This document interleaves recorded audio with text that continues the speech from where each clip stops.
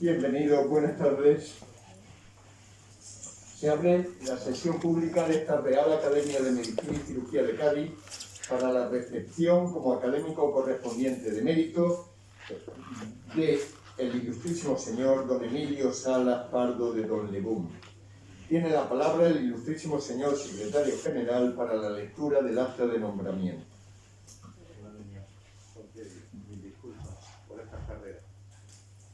Punto quinto del orden del día del acta de la sesión de gobierno ordinaria del día 21 de diciembre del 2017. En el punto quinto del orden del día, propuesta de académicos correspondientes, se refiere que, cumpliendo la normativa vigente, artículos 21 y 22 de nuestros estatutos, se ha recibido propuesta de nombramiento de académico correspondiente de mérito, firmada por los académicos de número del excelentísimo señor Girón González, el ilustrísimo señores Cabrera Afonso y Blanco Villero, a favor del ilustrísimo señor don Emilio Salas Pardo de Don Lebón, especialista en medicina subacuática e hiperbárica, coronel médico del Cuerpo Militar de Sanidad de San Fernando, Cádiz. Tras resumen de sus méritos por el presidente, el doctor Girón González, fue aceptado por unanimidad de los asistentes, por lo que se acuerda oficiar al doctor Salas Pardo de Don Lebón, quien será recibido en sesión a acordar oportunamente. De todo lo antecedente, como secretario general doy fe en Cádiz a 19 de mayo del 2022, firmado Juan Rafael Cabrera Afonso, secretario general perpetuo.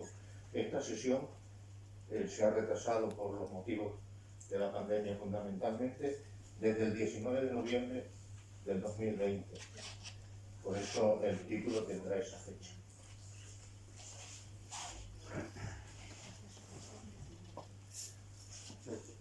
Muchas gracias. Tiene la palabra el ilustrísimo señor don José Manuel Blanco Villero, académico de número, para presentar al recipiendario.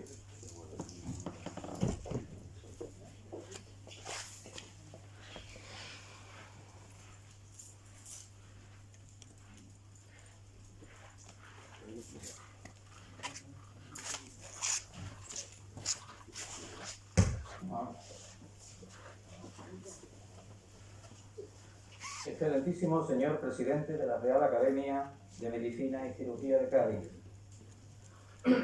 excelentísimas e ilustrísimas autoridades civiles y militares, ilustrísimos señores académicos, queridos compañeros y amigos, señoras y señores.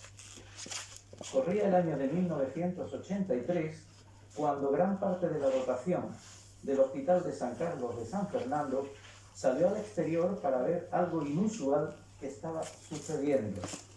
Atónitos, vimos una enorme grúa que sostenía una especie de cilindro metálico que se introdujo en el hospital a través del techo de la estancia donde iba a ser instalado. La expectación era grande. Pronto supimos que era una cámara hiperbárica. Tras la preceptiva instalación, pruebas y otros requisitos de su puesta en funcionamiento, la cámara se inauguró oficialmente en el 2001. Previamente, los accidentes de buceo se trataban en el núcleo de buceo de la zona marítima del Estrecho, que tenía una cámara hiperbárica de fabricación nacional con sistema de aporte de oxígeno. Los facultativos que atendieron esta unidad fueron el teniente médico José Cirilo Martínez Vidal y el brigada ATS José Manuel Mateo Lozano. En 1986 se incorporaría el teniente médico Emilio Salas Pardo, nuestro recipiendario de hoy. El doctor Salas nació en Ferrol en mayo del 55, tiene por tanto 66 años. Se licenció en Medicina y Cirugía en 1980. Ese mismo año aprueba la oposición y se convierte en médico del Cuerpo de Sanidad de la Armada. Se traslada a Cartagena para hacer la especialidad de medicina subacuática e hiperbárica, que terminaría en 1986. Ese mismo año se incorpora al Hospital de San Carlos, ya con el título de la especialidad bajo el brazo. Los accidentes de buceo se tratarían ya en el Hospital de San Carlos. En 2001 se inaugura oficialmente el servicio de medicina subacuática e hiperbárica. El doctor Salas, entre tanto, sigue formándose. Así, en 1993, es ya Fellowship of Hyperbaric Medicine Baltimore, en Estados Unidos. Como consecuencia de todo ello, el doctor Salas pertenece a numerosas sociedades científicas y médicas de su especialidad, entre las que podemos destacar las siguientes: Undersea Hyperbaric Medical Society de Estados Unidos, Sociedad Francesa de Medicina Subacuática e Hiperbárica, Sociedad Italiana de Medicina Subacuática e Hiperbárica, European Underwater Biomedical Society de Gran Bretaña, Sociedad Española de Medicina Subacuática e Hiperbárica y, por último, la Asociación Española de Medicina Hiperbárica y Subacuática, ya en el año 2017. Entre sus publicaciones en libros o capítulos de libros de la materia se cuentan 8, tanto nacionales como internacionales, entre las que cabría destacar el Handbook of Hyperbaric Medicine en Milán, 1996, Los principios de urgencia y emergencia con cuidados críticos en Granada, 1999, Manual de Medicina Subacuática e Hiperbárica en Cádiz, 2007, Medicina Subacuática y Hiperbárica en Cartagena, 2008, Actas del primer Congreso Nacional de Salvamento en la Mar, Cádiz, 2008, Bicentenario del Hospital de San Carlos en el 2009, en el ciclo de salud y enfermedad en los tiempos de las Cortes de Cádiz. Además de otras muchas en distintas revistas médicas, singularmente en la revista Medicina Militar, en los años de 1987 a 1990.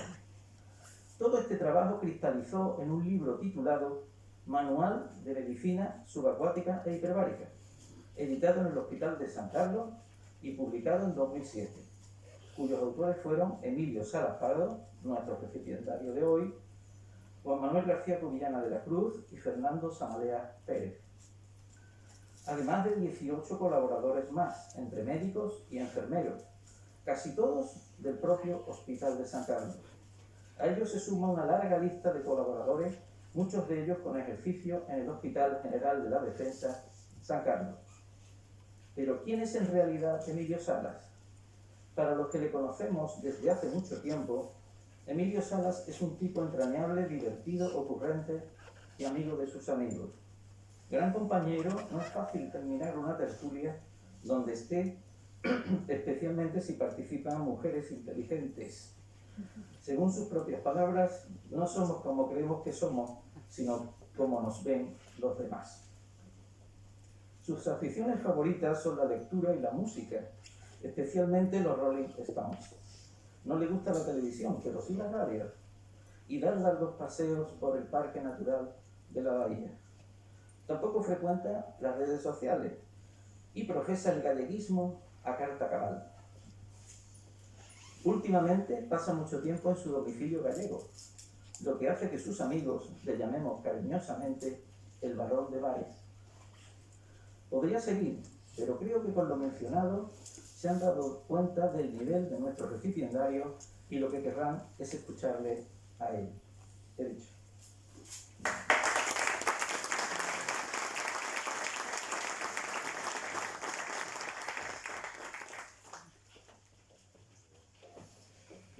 Gracias, doctor Blanco. Tiene la palabra el ilustrísimo señor don Emilio Salas Pardo de Lorlegum para leer su discurso de ingresos sobre la medicina subacuática de Neptuno al Odisei, con inmersión en la Bahía de Cádiz.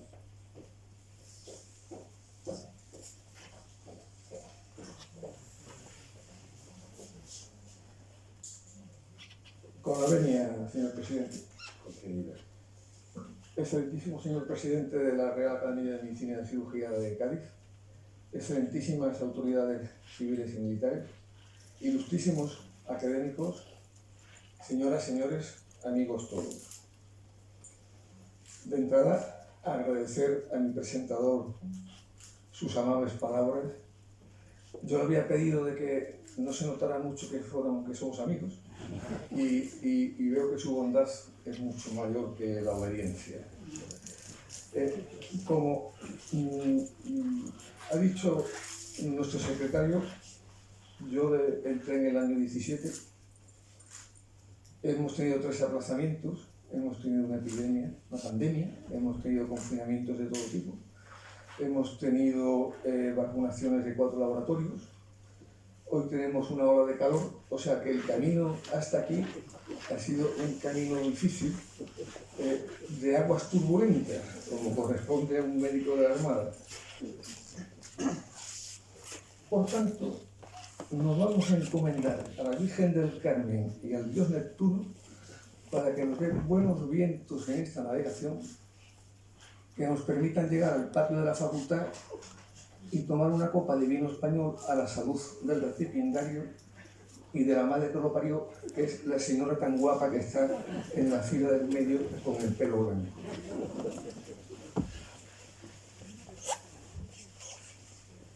Un intimísimo amigo, queridísimo amigo que está hoy con nosotros, cuando hace 38 años le dije que me iba a hacer la especialidad de medicina subacuática Cartagena, más de 38 años. Después de 10 segundos terribles de silencio sepulcral, me dijo: ¿es que vas a poner la consulta en un acuario? A raíz de esa frase genial, todo mi empeño en estos 38 años es sacar la medicina subacuática del acuario y llevarlo a los hospitales y a las facultades. Y hoy, este acto de hoy, también va en esa dirección, darle difusión a la medicina subacuática, al menos en el ámbito de la bahía. Pero para llegar a la medicina subacuática, antes hay que bucear, antes hay que tirarse al agua, hay que hacer inmersión. Dicen que procedemos de la mar, que hace 570 millones de años se formaron los primeros complejos vivos en el océano, pero la acomodación y la situación de los seres humanos a la inmersión, la adaptación al medio submarino es muy frágil. Somos capaces de subir 8.800 metros en el Everest sin oxígeno, pero en ocasiones hacemos inmersiones de 2 metros y tenemos que dejarlo porque ya el oído nos molesta. Y en comparación con otros mamíferos submarinos, como los cetáceos, el cicio de Cuvier, por ejemplo, que puede llegar a 3.000 metros y estar 140 minutos en apnea, los seres humanos llegar a 120 metros de profundidad es complicado, y estar más de 3 minutos en apnea exige cierto entrenamiento. Pero esta falta de adaptación no ha impedido de que los seres humanos desde el principio hayan tenido necesidad y las ganas de bucear. Y tenemos imágenes de actividades militares, como por ejemplo el cortar los cabos en buques fondeados, y sobre todo lo más corriente eran actividades, digamos, de carácter económico: la pesca de coral, la pesca de esponjas, la recogida de perlas, o también los trabajos cuando había algún tipo de hundimiento. Y ya en el siglo III a.C. se establecen, digamos, los protocolos de cómo se pagaba el trabajo subacuático. Si la inmersión era 10 metros, se llevaban la mitad; si la inmersión era 5 metros, se llevaban 1/3; y si la inmersión era 2 metros, se llevaban 1/10 de la parte recogida. Esto estuvo en vigor mucho tiempo, no fue una cosa de poco tiempo. Con la evolución llegan los artilugios, como por ejemplo los odres de carnero, que se utilizaban fundamentalmente con una utilidad militar. Ya en las guerras asirias, 860 años de Cristo, ya se describen algunas imágenes de buceadores con odres de carnero. En los sitios de Siracusa y de Tiro, Alejandro Magno en Tiro utilizó ya a buceadores utilizando estos artilugios de odres de carnero. Y los romanos ya crean el cuerpo de Urinatorum, que se estrenan en la batalla de Julio César contra Pompeyo en el año 48 a.C. Y debemos agradecer que la traducción la hayamos hecho de otra manera, porque Urinatorum viene de urinator, orina, porque sabéis que cuando entramos en el agua el reflejo de micción es inmediato y las ganas de orinar son inmediatas. Hemos hecho bien en traducir al castellano buceador, porque no es lo mismo ir a la guerra con el nombre de unidad de buceadores de combate que con el nombre de unidad de meones de combate, que siempre es un desdoro para el que lo... Pero no todos los odres se utilizaron para la guerra. Cleopatra, utilizando armas de mujer, le ponían el pescado en el anzuelo para impresionar a Marco Antonio, con lo cual no hemos cambiado demasiado. En la Edad Media y en la Edad Moderna se inventaron 100.000 artilugios, siempre con la misma idea de permanecer más tiempo en el agua. Esa era la misión fundamental de todas estas inventeiras subacuáticas de la Edad Media y de la Edad Moderna, que, como pueden imaginar, en muchas ocasiones llevaron al fallecimiento del usuario o al fallecimiento del inventor. Pero no todos los buzos de esta época fallecieron en el agua, porque Vicente Ferrer, que le llamaban el conquistador de los mares, buzo valenciano, tenía la costumbre que cuando acababa un trabajo subacuático decía una frase que era tal cual: lo hemos conseguido con la ayuda de la Virgen de los Desamparados y gracias al diablo que allí los colocó. El pobre Vicente Ferrer no le dijeron que había cambiado el inquisidor de Valencia y que el inquisidor de Valencia se sabía el reglamento de la Inquisición, y fue prendido fuego en la plaza de la Muzafa el 10 de septiembre de 1792 a causa de tanto agradecimiento. Y el conquistador de los mares pasó a conquistar la vida eterna. Y no sabemos si alguno de estos artilugios se utilizó en el hundimiento del Esberiche, que ocurrió muy cerca de aquí. Aquí veis en el cuadro el fondo de Santipetri. El Esberiche era un barco que navegaba desde Estocolmo a Constantinopla, y el 6 de diciembre de 1738 un temporal de sudoeste lo empotra contra los arrecifes de Santipetri. Y se le encarga el buzo de la isla, al buzo isleño Mateo Capulino, que se encargue de la recuperación de todo lo posible. En la primera noche ya fallecieron 100 de la dotación del Esberiche, y Mateo Capulino pone en marcha una estrategia comercial que lo arruinó. Porque en esta época los buzos cobraban todos los días. Los días que buceaban se llamaban días de agua y cobraban, y los días que no buceaban se llamaban días secos, pero también cobraban. Mateo Capulino casi se arruina, pero debió de remontar el vuelo, porque cuando naufraga el Soberbio en la playa de La Barrosa, exactamente, unos 15 años después, volvió a participar en el rescate del Soberbio, pero resulta de su salud y del trabajo falleció a los pocos meses, porque el problema que tenían los buzos en esta época era sobre todo el frío. O sea, el conflicto con el agua era fundamentalmente la tolerancia al frío. Utilizaban grasa de caballo para protegerse, pero no era suficiente. El frío traía consecuencias broncopulmonares, y Mateo Capulino fallece a una edad joven, lo suficientemente joven como para que no pudo vivir el cuadro del pleito que hubo en la bahía, que hace poco salió en la prensa, bronca real muy gaditana, entre el buzo isleño Manuel Sánchez de la Campa y el arquitecto Pedro Albizu. Manuel Sánchez de la Campa, buzo de la Armada, inventa este artilugio, se tiene que ir de viaje, le pide a su amigo Pedro Albizu que lo registre en Madrid, y cuando llega del viaje, Pedro Albizu efectivamente lo había registrado en Madrid, pero su nombre. Con lo cual, primero, ten amigos para esto, o sea, fíjate de los amigos. Sánchez de la Campa Manuel pleitea, consigue que se le reconozca el derecho de invención,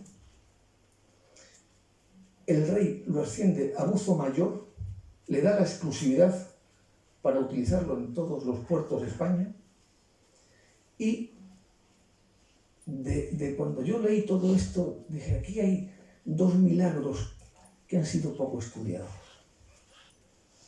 Uno es que el rey rectifique.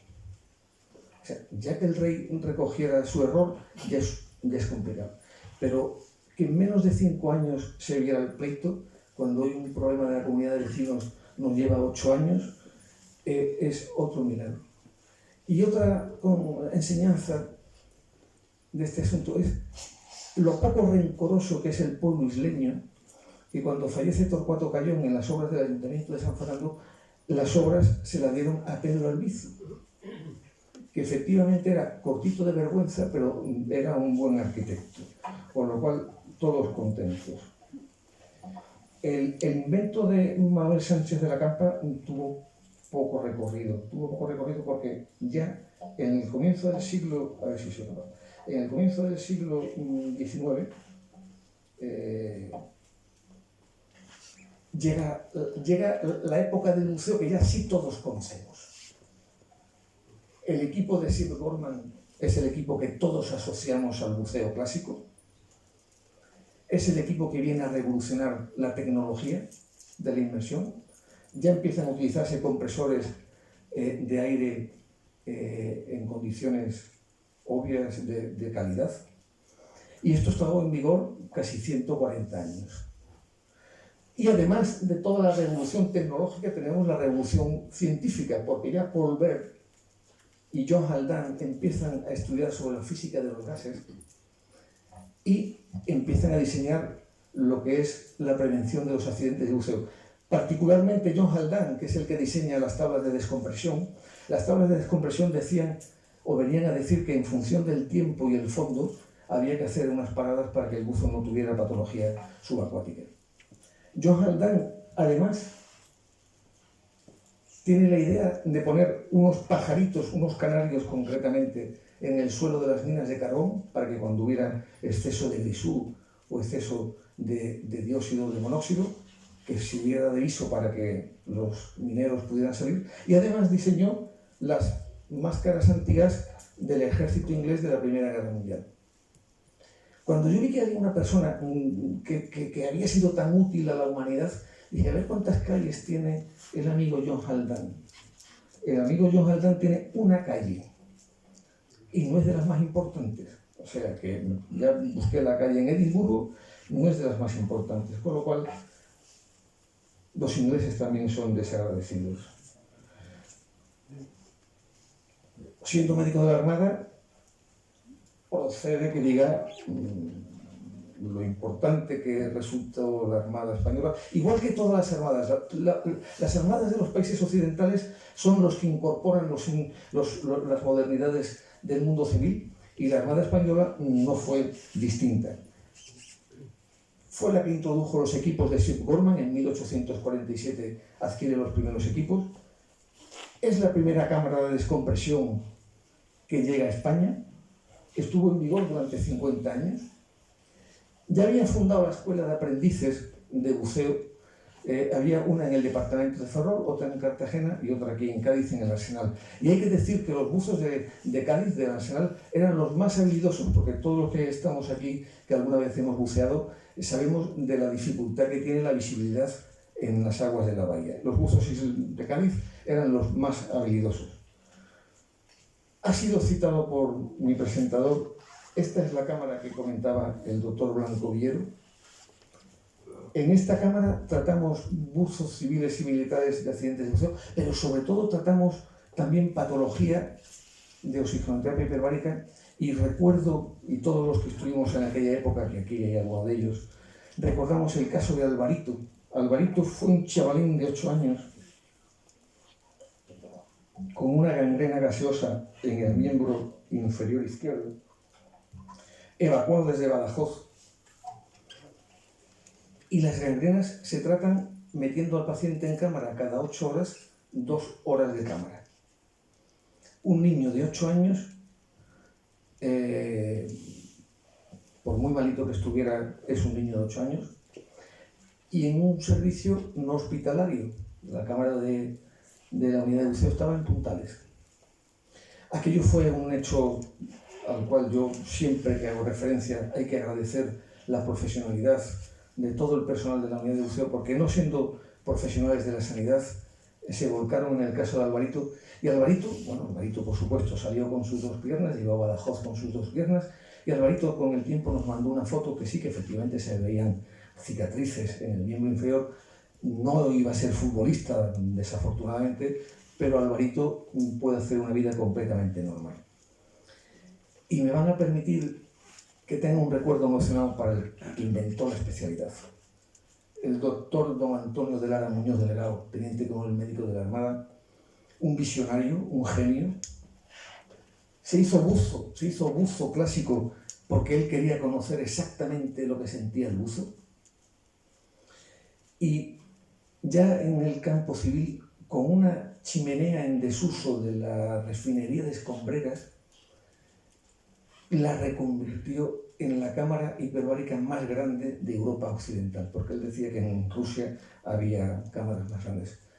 En esta cámara se tratan hasta 80 personas, sigue operativa más de 50 años después en el Hospital de Caridad, y cuando se despidió, entre los muchos regalos que le hicimos fue uno en función de que había inventado el reciclaje que a él tanta ilusión le hacía. Los tenemos aquí al lado y los conocemos poco. Los tenemos aquí al lado porque están exactamente en la calidad. Y son sobre todo las buceadoras, porque ahí fundamentalmente son buceadoras del Centro de Arqueología Subacuática, que con una humildad de medios y de personal tienen recogidos más de 1.300 naufragios solamente en lo que es la costa andaluza. Hacen una función de recuperación, de estudio, de restauración, de difusión, de docencia. Y entre los pecios más importantes voy a referir a los que están en relación con la batalla de Trafalgar. Han localizado al Fogué enfrente del Camposoto y han localizado al Bucentauro a la entrada de la bahía. Y el único detalle que les falta, que no es culpa de ellas, es que tuvieran más visibilidad. No sé si los que habéis estado en Cartagena conocéis el Museo Arqueológico Subacuático, espectacular. Yo he hecho en falta que en Cádiz tuviéramos asimismo un centro parecido. Y si antes vimos una cámara hiperbárica de descompresión, ya anteriormente había cámaras hiperbáricas, tanto del siglo XIX como de principios del siglo XX, donde se hacían lo que se llamaba baños de aire comprimido. Los baños de aire comprimido lo utilizaban para todo, desde enfermedades venéreas hasta la tuberculosis, desde la gripe española al tétanos. Esto llevó a un descrédito de la medicina hiperbárica que durante muchos años pasó a un olvido absoluto, hasta que en principios de los años 60, el doctor Boerema, de la Universidad de Ámsterdam, escribe en Lancet un artículo referido a la utilización del oxígeno hiperbárico en gangrena gaseosa, y ahí comienza la edad moderna de la oxigenoterapia hiperbárica. Pueden ver distintos modelos de cámaras monoplaza, de cámaras multiplaza, y esto es la cámara hiperbárica del Hospital Karolinska, donde se conceden los premios Nobel de la Paz, que es una UBI absolutamente equipada para cualquier necesidad de cualquier tipo de paciente. Referir al doctor Blanco mi estancia en Baltimore, yo no vine con mucha enseñanza de medicina hiperbárica porque ya sabía bastante.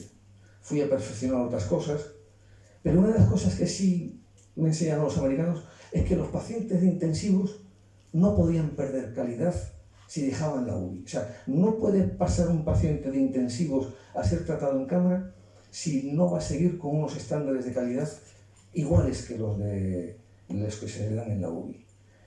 Veis la equipación del equipamiento de la cámara hiperbárica del Hospital Karolinska, que cubre de sobra todas las necesidades.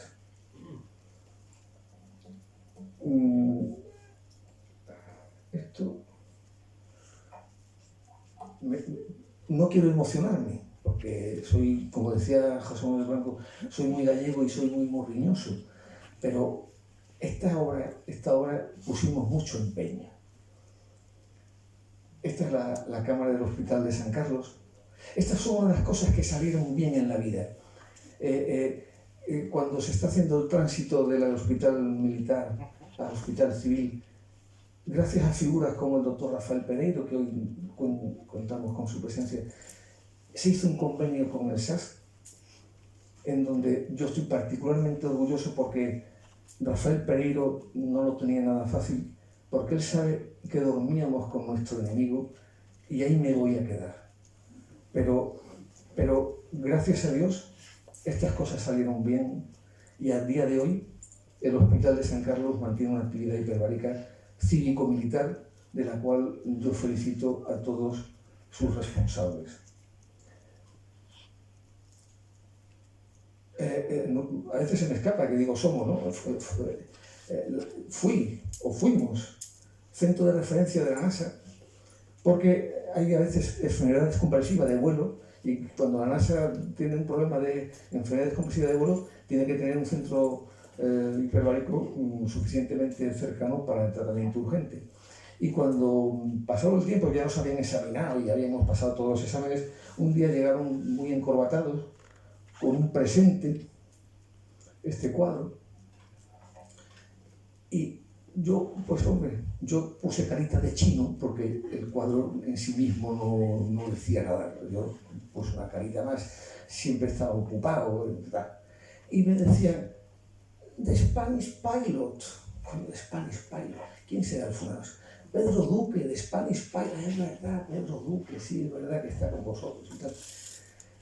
Yo aquel día me tenía que ver cuadrado ante el cuadro, porque Pedro Duque después fue ministro del gobierno y yo pasé olímpicamente de señor ministro.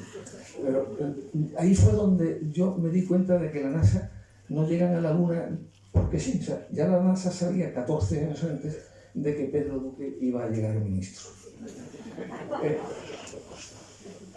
El libro ya ha sido citado.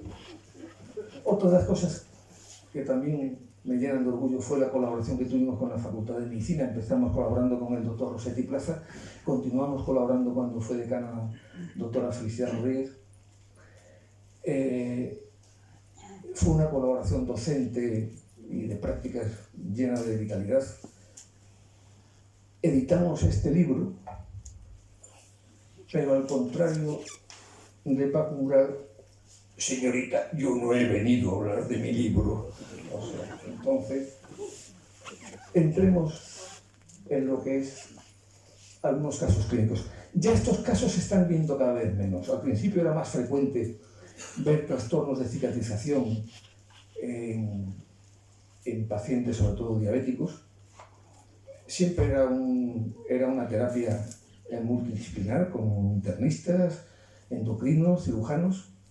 Ya estos cuadros de trastornos de cicatrización se ven mucho menos. Hoy en día, particularmente lo que más vemos son lesiones radioinducidas. La radioterapia cada vez es más agresiva y la cicatrización a veces es muy complicada. Aquí ven dos muestras de orina de un paciente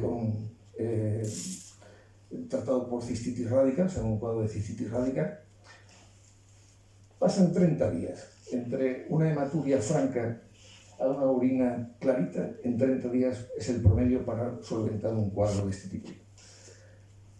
Y en una parte delicada tenemos un caso de infección por anaerobios, síndrome de Fournier o gangrena de Fournier, que es una gangrena de pene y escroto, que los anaerobios van muy bien, funcionan muy bien con la OHB y los casos que hemos tenido de anaerobios hemos tenido siempre mucho éxito en su tratamiento. Y lo mismo que hay casos como los anteriores, que son tratamientos de carácter, digamos, no urgente, hay cuadros en donde tenemos que tratar al paciente inmediatamente. Una enfermedad descompresiva, que ven unas manchas, en principio uno diría, bueno, con unas manchas vas a tratar al paciente urgente, sí, porque no sabemos si esta enfermedad descompresiva, si estas manchas van a ir a algo más. Aquí ven una aeroembolia, ven estas burbujas circulando. Esto exige tratamiento inmediato. Es un cuadro que se produce en barotraumas pulmonares, pero también se están viendo mucho cuadro iatrogénico. Hay exploraciones hospitalarias que a veces producen un cuadro de aeroembolia que exige inmediatamente la descompresión en cámara. Este es un cerebro isquémico de un buceador de pesca submarina. La pesca submarina están utilizando una técnica que se llama de péndulo, que bajan hasta 50-60 metros y en ocasiones vemos cuadros como el que está en pantalla de una zona de infarto cerebral que exige inmediatamente el tratamiento recompresivo en cámara hiperbárica, como el de este caso de un paciente intubado por una intoxicación de monóxido de carbono. En aquellos sitios donde los hospitales estén cerca de un centro hiperbárico hospitalario, yo animo a que se utilicen los servicios de OHB, de oxígeno hiperbárico, porque la intoxicación de monóxido, aunque en principio no parezca muy grave, hay una cosa que se llama síndrome neurológico tardío, que aparece a los 30 días, y si se tratan con OHB, tenemos muchas probabilidades de que no aparezcan trastornos de la memoria, trastornos de la conducta. Y un cuadro de gangrena gaseosa. Los que hemos visto los cuadros de gangrena no se olvida. No se olvida el olor, no se olvida el olor y no se olvida el aspecto. Pero no todos los accidentes de buceo son de cámara hiperbárica. He puesto aquí un popurrí, buzo que le ha pasado por encima la hélice de una embarcación. Estando en Galicia en el mes de abril, en Sanjenjo, en aguas de Pontevedra, un oftalmólogo de La Coruña fue el último fallecido que yo conozco porque o no estaba bien puesta la boya de buceo o la embarcación entró en la zona de inmersión, pero el oftalmólogo falleció por un traumatismo, un politraumatismo por las hélices de la embarcación. Estos tres casos que ven en pantalla de barotrauma de oído con resultado de perforación es el cuadro más conocido, el más visto. Incluso en cámara hiperbárica es el que más nos obliga a ir más lento en la recompresión porque el barotrauma de oído medio es el más frecuente. Un neumoencéfalo, esto es aire. O sea, esta oscuridad que ven en pantalla es aire, un barotrauma por rotura de las paredes de lo que son los senos paranasales. Se acumula aire en el cerebro y en función de la evolución procede o no procede tratamiento. A veces no hace falta, si la cantidad de aire no provoca sintomatología, no hace falta tocarlo. Aquí ven una hemorragia conjuntival, un problema de técnica, el aire que queda entre la máscara de buceo y los ojos y la conjuntiva, si no se sopla por la nariz, a veces produce un efecto de vacío que te da un cuadro conjuntival que es banal, en 10 días se soluciona. Y aquí un arpón clavado en el cuello de un pescador de pesca submarina que está intubado. Hay que tener puntería, hay que tener mala suerte que el arpón te entre por el cuello, porque la mar es grande, pero a veces sucede. Y vamos a ir ya acabando, que hace calor. Toda esta patología subacuática que hemos estado citando anteriormente, cada vez se ve menos porque ya para muchas cosas se están utilizando los ROVs. Los ROVs son los, digamos, vehículos de control remoto desde el barco, con lo cual se puede llegar a más profundidad y se puede llegar a más tiempo en el fondo. Y sobre todo tenemos dos ventajas. El buzo gana en seguridad y el especialista en medicina subacuática gana en tranquilidad. Y aquí me van a permitir que abra un paréntesis, porque estamos ante un típico caso, un doble típico caso de piratería anglosajona. Diego de Alvear vio cómo desapareció su familia, su mujer y sus 8 hijos en el ataque en octubre de 1804 por la flota de Graham Moore, y En 2007, mayo de 2007, el cazatesoros de la empresa Odyssey Research expolia más de 500.000 piezas de plata y oro del pecio de Nuestra Señora de las Mercedes, que era la fragata en donde iba la familia. Cierro paréntesis. Si esto sale bien, esta conferencia tiene una dedicatoria y es un homenaje. Es un homenaje a todos los que un día salieron a bucear y no volvieron. El último es el que está en pantalla, un chico en Rota la semana pasada, cuyo cuerpo se recuperó a los 4 o 5 días. A los que un día salieron y no volvieron, un día exactamente en donde la Virgen del Carmen y el dios Neptuno estaba en otros fondos y en otros mares, a todos ellos mi recuerdo y mi admiración. Y a ustedes también mi admiración por su paciencia y por su infinita generosidad en acompañarme en este acto con lo que está cayendo de calor. Señor presidente, he dicho.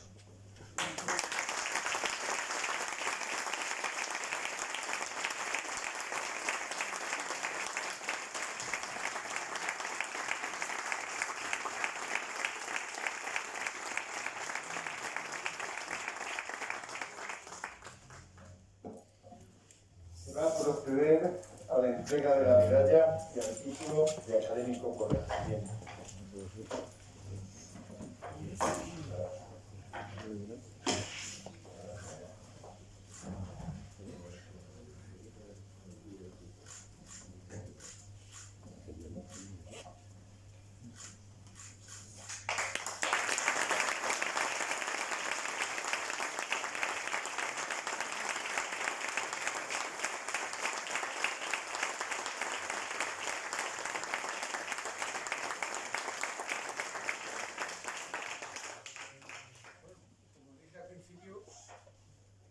Vamos a tomar unas cañitas, ¿no?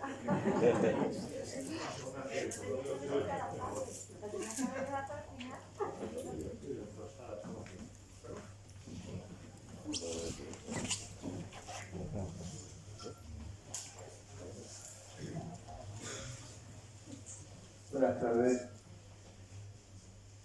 Muchas gracias, doctor Blanco Villero, y muchas gracias fundamentalmente, doctor Salas.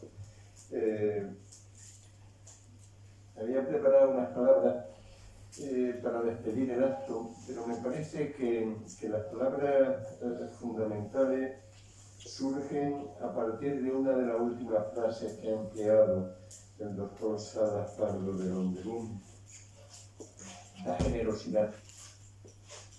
La puesta en marcha del Centro de Oxigenoterapia Hiperbárica en San Carlos, la enseñanza,